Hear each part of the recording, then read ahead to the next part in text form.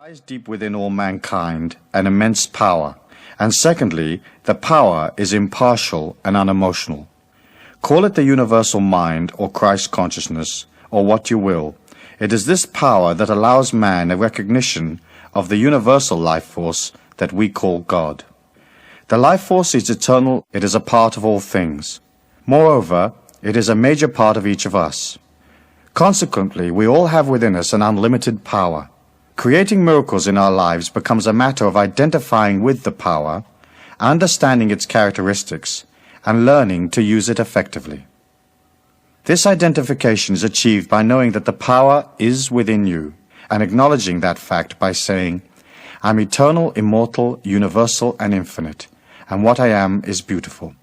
In this manner, you lock into the power source and you are poised for the next step, which involves looking at its characteristics. The universal law is impartial and unemotional. It has no way of knowing what you want, nor does it discriminate between your hopes and aspirations, likes and dislikes. It is pure energy. It accepts whatever thoughts, feelings, and actions you project, and reflects them back to you unemotionally, in the form of events that you experience day to day. In much the same way as electricity illuminates both a brothel and the vicar's tea party, the universal law does not differentiate between different types of energy in your life. It will give you anything you believe in, no more and no less. Therefore, the key to understanding miracles is to look at the beliefs you express as thoughts and feelings. When you are born, your thoughts and feelings are limitless because your mind is a clean slate. What a small child projects into the universal law is a natural purity, unbounded by the constraints of beliefs. Children often attempt the seemingly impossible. Unaware that they have any physical limitations, they drive off in the family car or walk on a high ledge. It is only later, through education, that they learn the confines of human expectancy. But these confines or boundaries are illusions. They are formed by belief patterns, most of them born of ignorance, handed down from generation to generation. This pool of belief patterns, or collective unconscious as Carl Jung called it, gains validity as it moves through time, and eventually the concepts that later generations experience as physical reality become rigid and domineering. It is as if billions of people who preceded you have determined what you are going to experience on the earth plane, and that is all that there is to it. This rigidity does not allow for genius, or for the understanding that we're now in an era of rapid unfoldment. Fundamental structures are being swept away in an avalanche of awareness, and we are no longer prepared just to read about great miracle makers. We want to have the same experience. For most people, this is not possible because they are locked within the limitations of body and mind. Their upbringing is so dominant that it encases their entire evolution, and they experience little spiritual growth. Step 2. Understanding life's mission. We are not our bodies, or our emotions, or our minds, or any of the structures and restrictions we experience around us. We are an infinite part of the God force, using the physical form to experience spiritual development through a special training called daily life. When you entered the earth plane, the energy that is the real you left its abode in the higher consciousness of pure light and entered by choice the body you are now in. You chose the circumstances of this life because it was the next step in your infinite evolution, and because this life would allow you to expand what you are spiritually, so that you could become an even greater expression of the infinite life force or living spirit. Now you may say, "That's nuts. Why would I choose these circumstances of my life, this family, this society, and this neighborhood? Why did I not choose a more affluent environment or a prettier body or more intellectual capacity?" The answer lies in a dimension beyond the physical plane. As you entered this dimension through birth, you had within your consciousness a heroic mission, a goal. The nature of that goal is firmly written in the very deepest recesses of the inner you, and what you are today, no matter what you feel about yourself, is actually a part of that goal in its various stages of completion. Your mind began recording events, thoughts, and feelings only at birth. It does not know of your heroic mission, nor does it understand the universal law that interacts with your limitless potential. Why? 2 reasons. Firstly, if your mind, feelings, and emotions knew the nature of your heroic goal in life, there would be no challenge or quest and your evolution would suffer. Secondly, most understanding of metaphysics is based on tribal or religious beliefs which do not totally reflect an accurate perception of the delicacy of energy and the way its ebbs and flows affect daily life.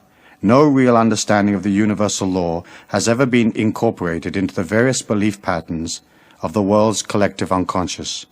For example, let us say that your heroic goal in life is to learn to love yourself and to accept full cosmic responsibility for what you are. And let us say you have had a number of previous experiences on the earth plane in which you were weak and indulge yourself metaphysically by leaning on others rather than contributing to your own energy or support. If you knew of this in advance, you would begin to favor the one course of action over another.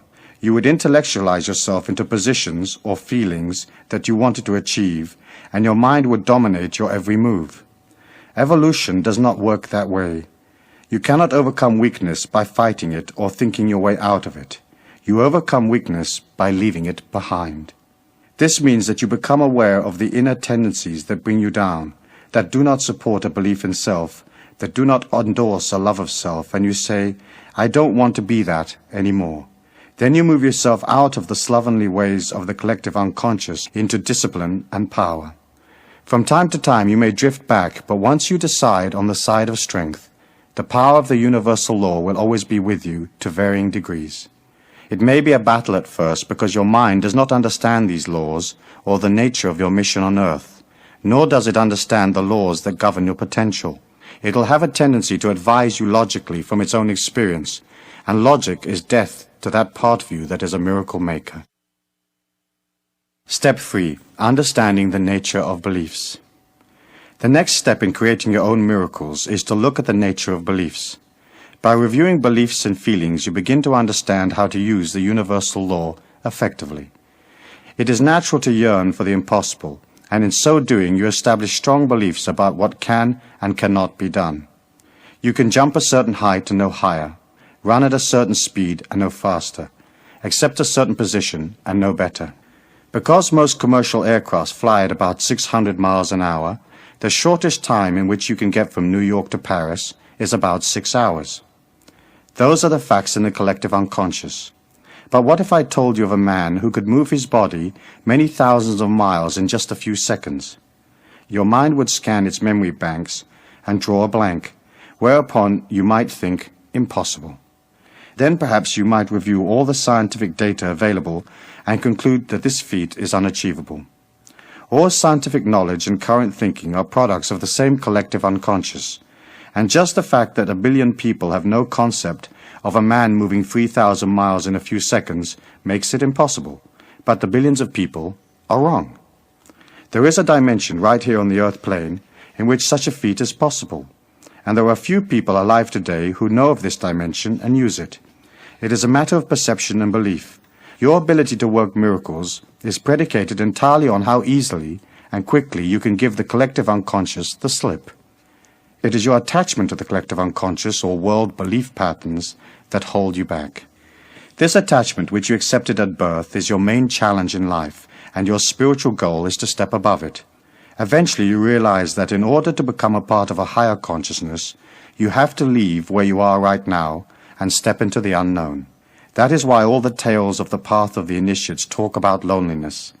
For as you move away from the old energy, there's a sense of loss. As you take that step, your perceptions expand gradually to accept a higher vibration of self, and you understand what others believe is a part of their evolution, but is not the sum total of all of the facts. We experience life through the 5 senses, the windows of the soul, and we are taught what capacity those senses have. Yet each of them has a dimension that is many times deeper than is normally perceived, and those dimensions will open for you as you move towards them.